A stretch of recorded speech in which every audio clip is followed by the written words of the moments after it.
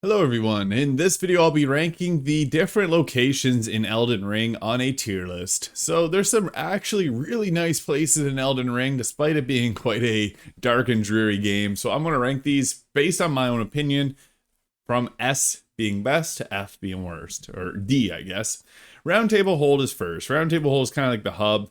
I don't love Round Table Hold. I think it's like you have to run around a little bit further to get to the like this thing that sells everything to the blacksmith. So I don't know. For hubs, I think a lot of the other places in this tier list are much better. So I'm just gonna put in the C tier. It's not bad, but there's much better locations. Limgrave, one of the very first locations that we go to, and I'm going to put in the B tier. It sets the tone for what the game is going to be like. It's just your basic old grassy land, and then there's a castle there, so I don't know, it's a decent spot, but some of these are much more beautiful. Next, we have the Weeping Peninsula, which is also, I think, just a B tier. It's kind of like when you start off the game, you want to run here to get a bunch of goodies for your run. So I definitely recommend if you're starting off Elden Ring that you definitely go to the Weeping Peninsula, but it's just like another dark and dreary place with a lot of skeletons, but it's good. There's not a lot of things there that really want to kill you, so that helps out a lot. Next, we got the Siofra River. I'm putting that in the A tier. That was an absolutely gorgeous place. It's one of the first underground locations that you go to, and the sky was just so beautiful. Everything about this area is really nice, despite some of the more difficult enemies in this area. I still think it was really, really cool. So, yeah. Next, we had Stormvale Castle. I think Stormvale Castle was one of the best legacy dungeons in the game. It set the tone for what the rest of the game is going to be like, and I think this is the one that I struggled with the most. It was before I got the ball rolling and started to get a good build for my character, so you kind of figure out some things here in your first playthrough, and it was just a really cool. It was just a standard castle, but I think it was really well designed, and it was scary because if you ran out the wrong way, you were dead. So that made it a lot more enjoyable, I think. Next, we got the Rhea Lucaria Academy. Another really great dungeon. I'm going to put that probably around there. Not as good as Stormvale Castle, but it was really a nice location, I'd say. Either of these could be an S tier, I think. The Academy was a lot shorter. Like, it didn't take as long to get through, but it was still very, very fun. The boss fight was... The boss fight, I think, in this one was one of the most beautiful boss fights of all time, so that was really special. And, yeah, the sorcerers were annoying with the glintstone pebbles, but is what it is. Next, we got the Caria Manor. I didn't like the hands in this area, the little crawly hands. They were really annoying, and they were plentiful in this area, so that was annoying. But it led to Three Sisters, which was a really cool place later in the game, so I think it wasn't that bad overall. Angel River. Actually, I'm going to put Angel River probably top of the B tier. Really cool boss fight. I just did that recently. And another underground location that looks really cool. So B tier. The Ruin Strewn Precipice.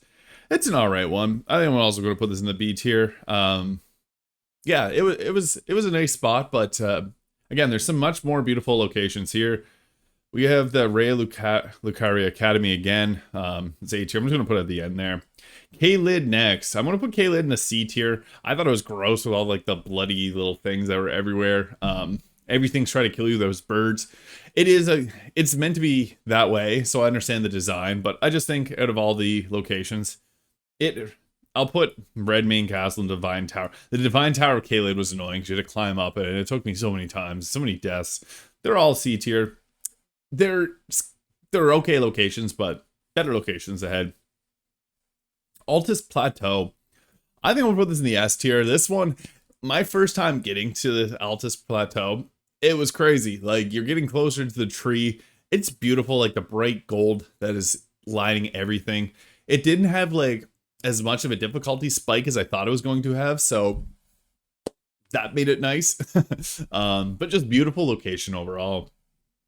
Dominula Windmill Village. I'm going to put that in the B tier.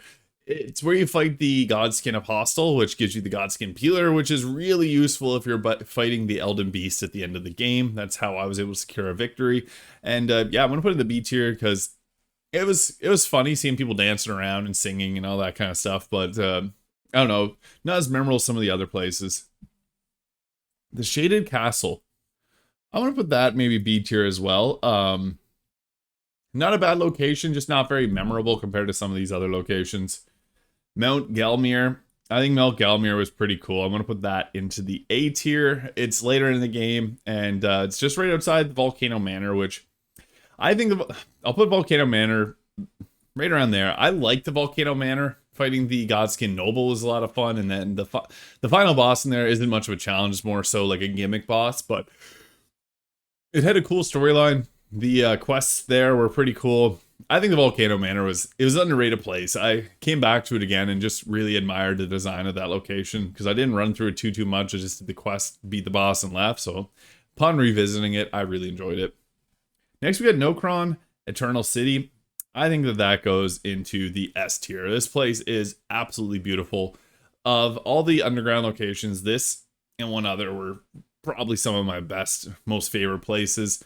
I want to also put the Siofra Aqueduct there. It was a little bit better than Siofra River, I think. It just, I don't know, the location was beautiful and pretty cool boss fights here. Deep Root Depths, I want to put in the B tier. It was an okay place, but again, compared to some of the others on this list, I think it is not as good as the others. Noxtella Eternal City, I'm also going to put up into the S tier. I think all of these locations in general are just super beautiful, well designed. They look cool. The sky was nice, and it just felt like something out of my imagination. Lake of Rot. Now, Lake of Rot freaks me out. I don't like this place at all, but I'm actually going to put it in the A tier. I think they designed it very, very well. When you're in Ainsel River, you can actually overlook the Lake of Rot. Lake of Rot scared me because I don't like the Scarlet Rot. It's just it's annoying. And the fact that you have to get it and then you go run through and fight one of the coolest boss fights in the game. I think it was an alright spot.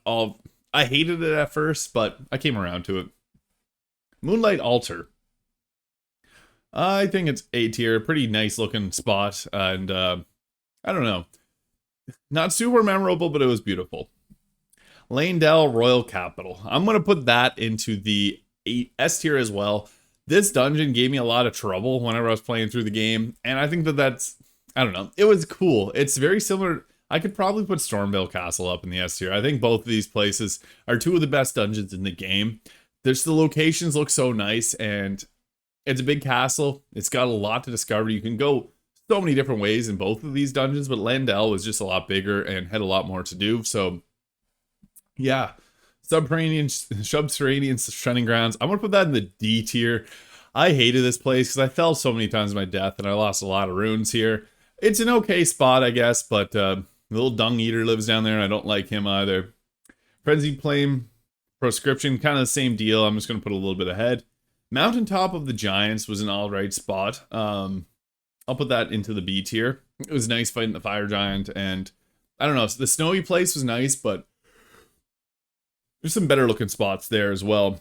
Castle Soul, kind of same deal, as well as the snowfields. Castle Soul was so annoying, I'd say. Just the boss fight was annoying, and you get to the snowfield after fighting that boss, so it was a pain in the butt. I have a video of me dying there multiple times on my YouTube channel. It's called the Elden Ring Fitness Challenge Death.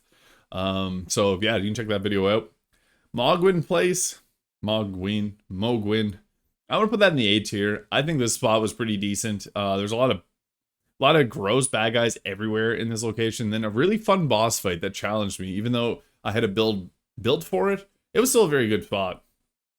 Crumbling Farum Azula. So I didn't really like this place at first, but then it started to grow on me. I might actually just put it at the top of the A tier. It has in my opinion, the hardest boss in the game with Malekith the Black Blade. And overall, there's also a secret boss there as well. This place exists outside of time, I guess. It doesn't coincide with the same events as the game. You fight a boss there that you also see in the real game. I'm not going to spoil anything there, but there's a certain character that you see, and then you have to fight them again. So it's cool. I think it was really well done. Lanedale Ashen Capital. I like the Royal Capital a lot better, but the Ashen Capital is kind of cool. Just to see the difference between the city not being burnt and the city being burnt. Miquella's Haligtree. Miquella. I think this one was okay. It kind of sits at the same thing as Caelid for me, but this, I knew it was coming into a challenge, and jumping from branch to branch was like, it was sketchy, but it was cool. But then it gets to Elfale, Brace of the Helig Tree. I'm putting that in the S tier as well. That one, this blew my mind. I didn't expect something so large for a hidden. This is not necessary to beat the game whatsoever. You did not have to go here, but the fact that you can, really cool. And then yeah, just Rhea Lucaria Academy. So there it is. There's my tier list of the best locations in Elden Ring. I could probably change these around, actually, depending on the day. Limgrave might be even a little bit higher of a tier. Yeah, it's tricky. Sea Alpha River could actually go up there too. I think all the underground locations were really well done and very cool, except for Subterranean Shutting Grounds. I hated that location, but yeah, Altus Plateau, Nokron, the Eternal City is probably my favorite location in this game. It blew my mind when I first saw it. I didn't expect anything like this was ever possible really in a game. It just looks so cool. The way they designed the level, very nice. So there it is. Those are my favorite locations in Elden Ring. Thank you so much for watching, and I'll see you in the next one.